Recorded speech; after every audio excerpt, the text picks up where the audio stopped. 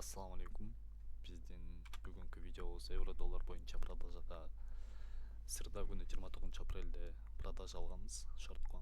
И ошол позиция боюнча мен сиздерге азыркы видеодо түшүндүрүп айтып берем. Логикасы кандай болгон жана ошондой эле канча прибыль алдым бул жактан. Так. Баштайлы. Бул жакта биздики H4 тайфреймге кирип, бул жактан кичине обзор кылып кетейин. Trading view боюнча биздики ылдыйда байкай турган болсок сары сызык менен сызылган бул недельный тайфреймдин минимальный базы, көк менен сызылган бул недельный тайфреймдин неэффективный зонасы ФВГ деп койсок болот. Жана ошондой эле биздики тренд нисходящий болчу. Так, тренд нисходящий болчу.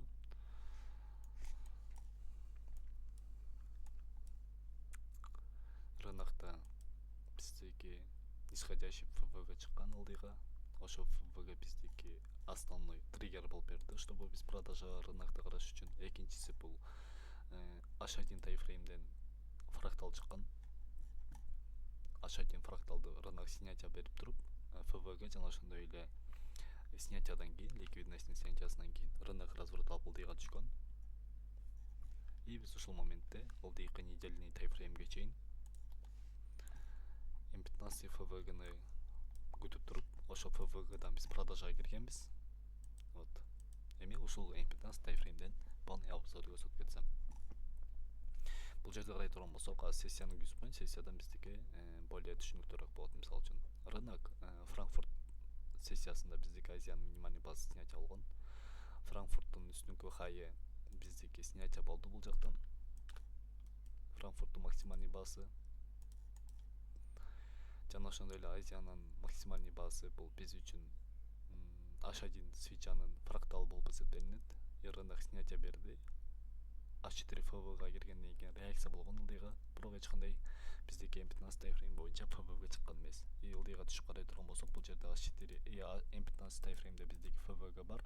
Ошо ФВГдан биз продажага кирдик, значит биздики тренд Азия биздики шартовой болгон. Лондон биздики боковой движениеда жүргөн бул эме бир күн кечке чейин. И бизге Лондондон мындай чыкканда подтверждение келди десек болот. И американский сессия ошо неэффективность аркылуу ылдыйга продажага кетти. Недельный минимальный бааны снимать этиш үчүн. Недельный минимальный бааны снимать эткенден кийин ылдыйда бизде недельный неэффективность бар болчу ФВГ, ошол ФВГга келип реакция жүрдү рынок и разворот алып дальше өдө кетти. Так, эми бул жакта карай турган болсок, бул жакта биздики позициябыз РР 1ге 3 болгон.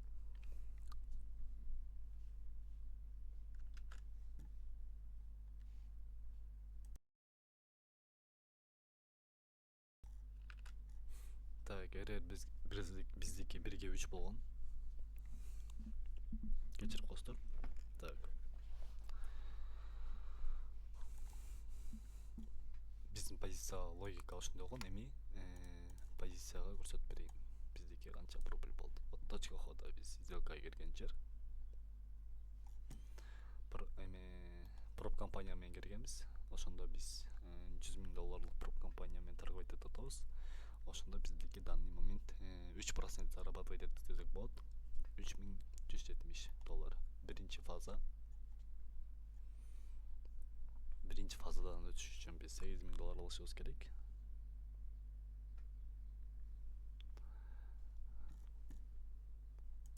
Пока биздики азыр биринчи сделка алынды. И ушул сделканын логикасы боюнча дальше мен сиздерге көрсөтүп берейин. Кантип иштеген.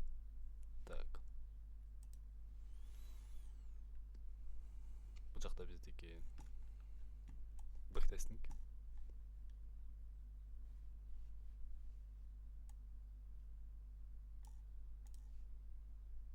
H4 ФВГ. H1 тайфрейм боюнча фрактал снятия болду.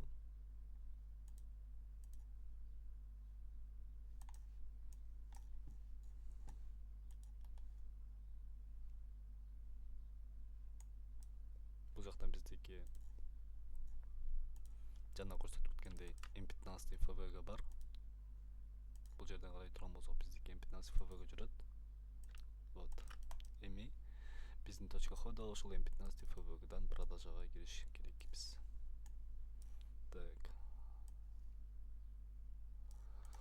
Эми бул жакта мен түшүндүрүп айтып берейин. Тренд биздики нисходящий. Эгерде биз сессияны күзөтүп турган болсок, рынок фрактал снятия болгон. Американский сессиянын үстүнкү хайы мындайча айтканда ПДХ десек болот. Дневной хайды. Дневной хайды снимать эткенден кийин 15 тайфрейм боюнча биздики шартовой движение болгон. Бул жактан биз позицияга кирген эмеспиз. Экинчиси бул жактан эффектинес отрабатывать этилбей калган. Жана ошондой эле бул жакта биздики H4 тайфрейм боюнча биздики ФВГ болгон. Ошо ФВГ болордон мурда биздики H1 тайфреймде свича фрактал берген. Фрактал бул үстүнкү ликвидность болуп эсептелет. Значит, бул свичада бизде объем бар. Фракталды белгилеп алабыз. Ылдыйга кете турган движение боюнча ошондо бизде H1 фрактал бар болчу бул жерде. Экинчиси бул H4 ФВГ и трендтин направлениясы нисходящий. Жана ошондой эле биздики недельный минимальный банын снятиясы болуп эсептелинет. Эми биз бул жактан биз продажага киргенбиз. Так, данный момент меники 170. Ушул жактан продажага киргем. Вот. Эми позицияны отрабатывать этип бергенин көрөлү.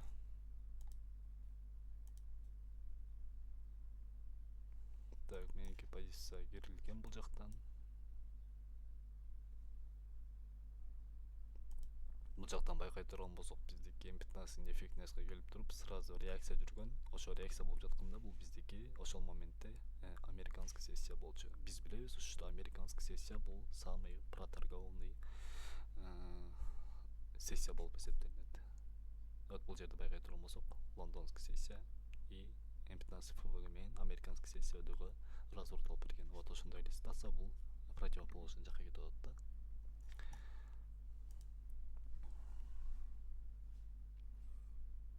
Так, экинчи эффектинеске келди рынок. Бул жактан кайта разворот алды ылдыйга. Покупательдер өдөгө түрткөнгө аракет кылган рынокто, бирок рынокто эч кандай реакция болгон эмес. М15 фракталды кайта снятия болгон. Снятия бергенден кийин рынок кайта продавецтер ылдыйга недельный минимальный багымды айтканда ликвидностька разворот алып ылдыйга кетип бара жатат десек болот. Эгерде биз ордер флоу катарында иштей турган болсок, экинчи точка ходабыз биздики ушул жерден болмок. Анткени М15 эффектинес келген бул жактан дагы.